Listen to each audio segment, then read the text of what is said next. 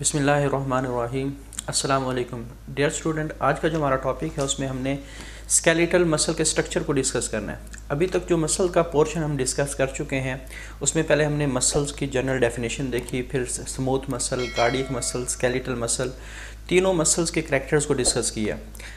आपकी बुक में सिर्फ स्केलेटल मसल की एक्सप्लेनेशन दी गई है, तो उसी को हम स्टार्ट करेंगे।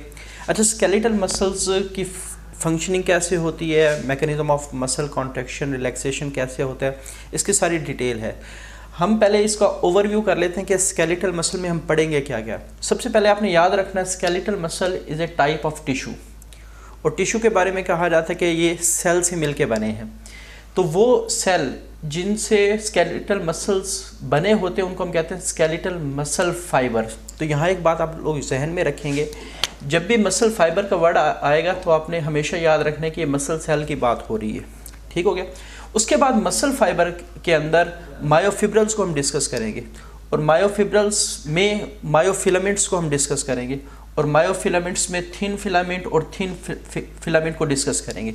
यानी आप ये समझें कि ये जो सारे आप कह सकते हैं टाइटल्स हैं, इनको वन बाय वन हमने डिस्कस करना है। ठीक हो। सबसे पहले हम डिस्कस कर लेते हैं कि मसल फाइबर, यहाँ से हम स्टार्ट करेंगे। मसल फाइबर में क्या क्या चीज़ होती है, इसके क्या क्या करैक्टर हैं। तो स्केलेटल मसल फाइबर, तो जब हम मसल सेल्स की बात कर रहे होते हैं और ख़ास तौर पे स्केलेटल मसल सेल्स की बात कर रहे होते हैं, तो इसमें आप लोग जहन में रखेंगे कुछ करैक्टर्स। पहला करैक्टर तो ये है कि हमेशा लॉन्ग होते हैं और सिलेंड्रिकल होते हैं। और सिलेंड्रिकल की डेफिनेशन हम काफ़ी दफ़ा डिस्कस कर चुके हैं। हर वो स्ट्रक्चर जिसकी एक प्रॉपर लेंथ हो और एक प्रॉपर विड्थ हो तो इसको सिलेंड्रिकल कहा जाता है। अगर आप बुक में देखें तो बुक में स्केलेटल मसल्स फाइबर की जो शेप बनाई गई है वो इस तरह की बनाई गई है। तो ये हमारे पास सिलेंड्रिकल शेप है, सिलेंड्रिकल शेप। तो हमेशा जितने भी मसल फाइबर होते हैं वो लॉन्ग होते हैं और सिलेंड्रिकल शेप होते हैं। दूसरी जो मसल फाइबर की डेफिनेशन आपने करैक्टर याद रखना है, वो ये मल्टी न्यूक्लिएट होते हैं कि एक ही सेल में काफ़ी सारे न्यूक्लियाई पाए जाते हैं। तो ये बात भी आप जहन में रखेंगे कि मल्टी, और ज़्यादातर जो न्यूक्लियस की शेप है वो आमतौर पर स्फेरिकल होती है, लेकिन जो स्केलेटल मसल्स हैं उनके जो न्यूक्लियस की शेप है वो आमतौर पे अंडे की तरह, इसको हम ओवल शेप कहते हैं। तो दूसरा करैक्टर मसल फाइबर का आप याद रखेंगे कि ये मल्टी न्यूक्लिएट है। Many Oval shape nuclei just beneath the सार्कोलीमा, सार्कोलीमा के नीचे होते हैं। अब सार्कोलीमा क्या है इसको भी डिस्कस कर लेते हैं कि जो cell membrane of muscle fibre है। फिर मैं दोबारा रिपीट कर दूं, जब भी मसल फाइबर का वर्ड आएगा तो आपने मसल सेल जहन में रखेंगे। तो हर सेल की सेल मेम्ब्रेन होती है, इसी तरह जो मसल फाइबर है या मसल सेल है इसकी भी सेल मेम्ब्रेन होगी। तो लीमा आमतौर पे मेम्ब्रेन के लिए वर्ड इस्तेमाल किया जाता है। जैसे प्लाज्मा मेम्ब्रेन के लिए हम वर्ड इस्तेमाल करते हैं प्लाज्मोलीमा।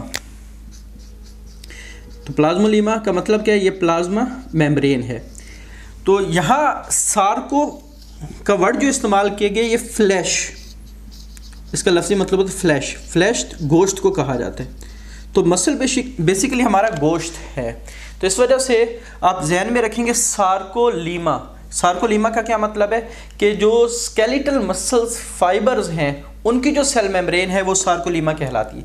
तो जितने भी न्यूक्लियस वो आमतौर पे सेल के अंदर होते हैं, और सेल के अंदर वाला जो एनवायरनमेंट है वो सेल मेम्ब्रेन के अंदर होता है। तो इस वजह से बात ये लिखी गई है, many Oval shape nuclei just beneath the सार्कोलीमा। उसके बाद इसके साइज़ की अगर हम बात कर लें, ये बड़े सेल्स होते हैं और इनका जो साइज़ है वो 10 to 100 माइक्रोमीटर होता है। अगेन ऑब्जेक्टिव के लिहाज से ये बात आप लोग जहन में रखेंगे।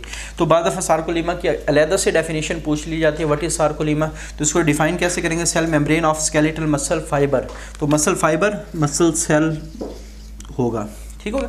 उसके बाद हर सेल का साइटोप्लाज्म होता है। तो cytoplasm of the muscle fibre ये सार्कोप्लाज्म कहलाता है। सार्को का वर्ड जब भी, अच्छा ये दो चीज़ें आप जहन में रखेंगे, ये अक्सर एक मायो एक सार्को, ठीक है। तो ये दोनों आमतौर पे मसल्स को ही रिप्रेजेंट कर रही होती। कोई वर्ड सार्को किसी के साथ आ जाए या मायो आ जाए तो हमेशा आपने जहन में रखना है कि ये मसल को रिप्रेजेंट कर रहे होंगे। तो सार्कोप्लाज्म का मतलब क्या है, जो मसल सेल है इसका जो साइटोप्लाज्म है वो सार्कोप्लाज्म ही कहलाता है। बिल्कुल कंपोजिशन सेम वही होती है जैसे आम साइटोप्लाज्म होता है, लेकिन कुछ करैक्टर ऐसे हैं जो सार्कोप्लाज्म में पाए जाते हैं। जैसे फॉर एग्जांपल इसमें ग्लाइकोजन की जो अमाउंट है वो आम साइटोप्लाज्म से बहुत ज़्यादा होती है। दूसरा, इसके अंदर एक ऑक्सीजन बाइंडिंग प्रोटीन होते हैं जिसका नाम है मायोग्लोबिन्स। तो चूँकि ऑक्सीजन की मसल को ज़्यादा ज़रूरत होती है कॉन्ट्रैक्शन और रिलैक्सेशन के लिए, इस वजह से ऑक्सीजन बाइंडिंग प्रोटीन उसमें अवेलेबल होती है और इसका कलर रेड होता है। इसका कलर क्या होते हैं? रेड होते हैं। तो इस वजह से जितने भी हमारे पास मसल फाइबर्स हैं या मसल सेल हैं वो रेड कलर के होते हैं। और जो गोश्त है वो आमतौर पे रेड कलर का क्यों होता है? सिर्फ इस पिगमेंट की वजह से। तो ये भी जहन में रखेंगे कि जो मायोग्लोबिन्स है ये हमारे मसल्स के अंदर ऑक्सीजन बाइंडिंग प्रोटीन है, ये ऑक्सीजन को स्टोर करने की सलाहियत रखती है। तो मसल्स के अंदर आमतौर पे जो नेचर ने एबिलिटी दी है वो काफ़ी ऑक्सीजन को स्टोर करके रखती है, क्योंकि इमरजेंसी सिचुएशन में जो ही ज़रूरत पड़ेगी वो स्टोर ऑक्सीजन को इस्तेमाल करेगी। और तीसरा जो आप पॉइंट जहन में रखेंगे कि एंडोप्लाज्मिक रेटिकुलम जो हर सेल में होता है, तो सार्कोप्लाज्म में जो एंडोप्लाज्मिक रेटिकुलम होगा उसको सार्कोप्लाज्मिक रेटिकुलम कहा जाता है। सार्कोप्लाज्मिक रेटिकुलम इसको कहा जाएगा। तो आमतौर पे एंडोप्लाज्मिक रेटिकुलम फर्स्ट ईयर में भी ये बात लिखी हुई है, इस पर राइबोसोम अटैच होते हैं जो उसका RER पोर्शन है, राइबोसोमल एंडोप्लाज्मिक रेटिकुलम या रफ एंडोप्लाज्मिक रेटिकुलम। तो लेकिन जो सार्कोप्लाज्म के अंदर एंडोप्लाज्मिक रेटिकुलम है इसमें राइबोसोम अटैच नहीं होते। तो ये 3 कैरेक्टर ऐसे हैं जो उसको दूसरे साइटोप्लाज्म से थोड़ा सा डिफरेंट करते हैं।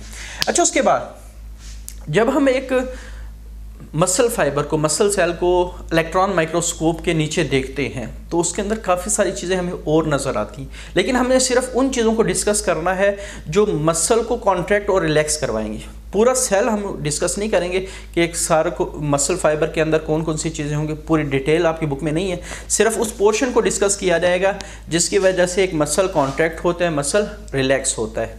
ठीक है, तो जो सबसे इम्पॉर्टेंट चीज़ है, जैसे सपोज मैं कहता हूँ कि ये एक मसल फाइबर है या मसल सेल है, इसमें धागों की तरह के काफ़ी सारे स्ट्रक्चर मौजूद होते हैं जिनको मायोफिब्रिल्स कहा जाता है। तो ये बात आपने याद रखनी, जब भी इलेक्ट्रॉन माइक्रोस्कोप से मसल फाइबर को देखा जाता है, when muscle fibre in seen in ultra magnification. Ultra magnification का मतलब है कि जब बहुत बड़ा करके देखा जाएगा। अब बहुत बड़ा कैसे होता है? इलेक्ट्रॉन माइक्रोस्कोप के ज़रिए से देखा जाएगा। तो हर मसल फाइबर, मसल सेल के अंदर it contains large number of fibrils. तो इसमें छोटे छोटे काफ़ी सारे धागे होते हैं, उनको फिब्रिल्स कहा जाता है। ये थोड़ा सा कन्फ्यूजन क्रिएट करती हैं। एक मसल फाइबर है, एक मसल फिब्रिल है। तो जिस तरह मसल फाइबर एक सेल को रिप्रेजेंट करता है तो फिब्रिल उस सेल के अंदर जो धागे हैं उनको रिप्रेजेंट कर रहा होता है। ये कन्फ्यूजन थोड़ी सी अक्सर स्टूडेंट को रहती है कि फाइबर और फिब्रिल में क्या फ़र्क है। तो फाइबर सेल को रिप्रेजेंट करते हैं और फिब्रिल अंदर जो धागे पाए जाते हैं हर मसल सेल के अंदर उसको रिप्रेजेंट कर रहा होता है।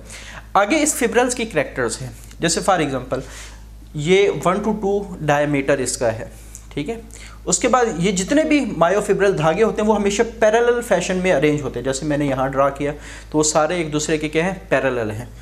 और दूसरा, extend across the entire length of muscle fibre.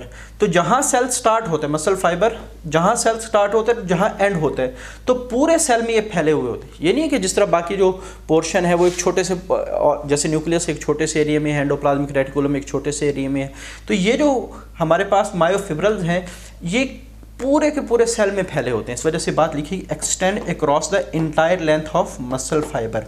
और ये सारे के सारे आपको पता है कि मसल मेम्ब्रेन के अंदर, जिसको सार्कोलीमा कहा जाता है, उसके अंदर बंद होते हैं। तो मायोफिब्रिल्स के ये करैक्टर आप लोगों ने याद है। ऑब्जेक्टिव, पहला करैक्टर क्या है? डायमीटर। ठीक है, दूसरा करैक्टर क्या है? हमेशा ये पैरेलली अरेंज होते हैं। तीसरा करैक्टर क्या है? कि पूरे सेल में फैले हुए होते हैं, ये नहीं कि एक छोटे से पोर्शन में होंगे। और चौथा करैक्टर क्या है? इनके इर्द गिर्द फिर cell membrane of muscles, cell या फिर सार्कोलीमा लिपटी हुई होती। तो अगले लेक्चर में हम इंशाल्लाह ये जो मायोफिब्रिल्स है इसको मज़ीद डिटेल के साथ डिस्कस करेंगे कि इसमें काफ़ी सारे फिलामेंट्स होते हैं जिनको मायोफिलामेंट्स कहते हैं, और मायोफिलामेंट्स की ही वजह से कॉन्ट्रैक्शन और रिलैक्सेशन होती है। आज के लिए इतना ही। अल्लाह हाफिज़।